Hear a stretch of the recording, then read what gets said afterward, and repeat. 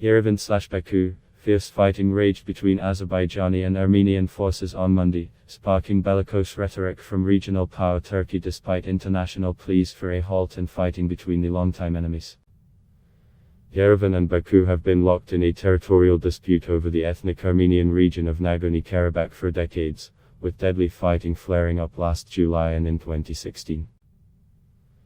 The region declared independence from Azerbaijan after a war in the early 1990s that claimed, lives but it is not recognized by any country, including Armenia, and is still considered part of Azerbaijan by the international community.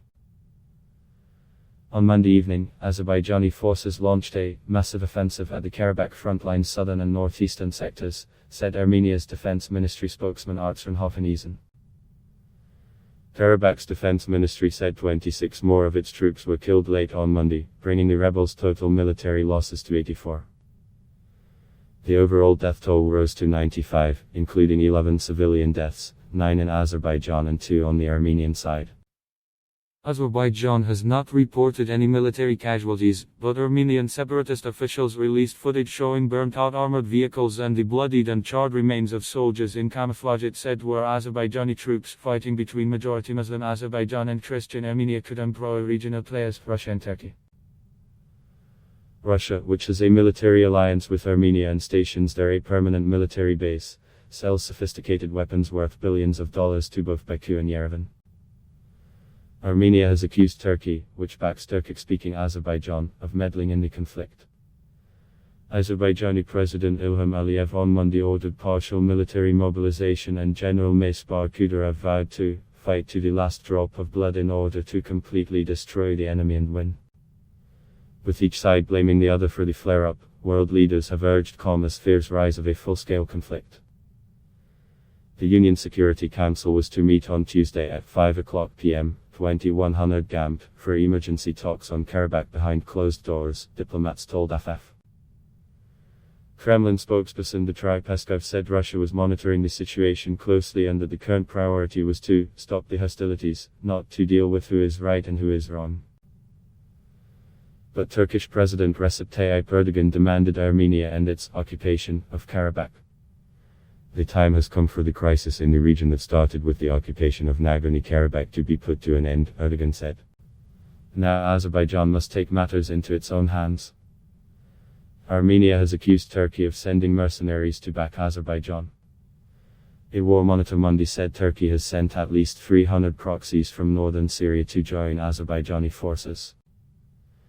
Turkey informed the fighters they would be tasked with guarding border regions in Azerbaijan in return for wages of up to $, said Rami Abdul Rahman, the head of the Britain-based Syrian Observatory for Human Rights.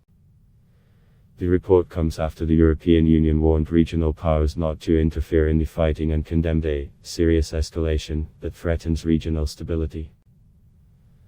In addition to the EU and Russia, France, Germany, Italy and the United States have urged a ceasefire. Armenian Defense Ministry spokeswoman Shushin Stepanyan said Armenian separatist forces had won back positions taken Sunday by Azerbaijan. But Baku claimed further advances. Azerbaijani forces are striking enemy positions and have taken several strategic positions around the village of Talish, the defense ministry said. The enemy is retreating, it added, accusing separatist forces of shelling civilian targets in the town of Terter. The escalation has stirred an outpouring of patriotic fervor in both countries. We have been waiting for this day for so long. The fighting must not stop until we force Armenia to return our lands, Vidadi Alekperev, a 39-year-old waiter in Baku, told AFF. I'll happily go to the battlefield.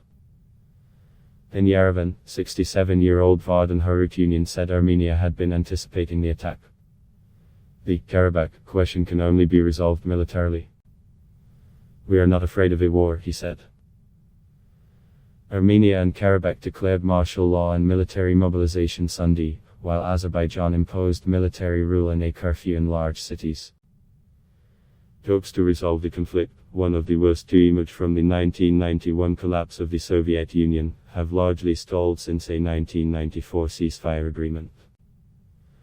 France, Russia and the United States have mediated peace efforts as the Minsk Group, but the last big push for a peace deal collapsed in 2010.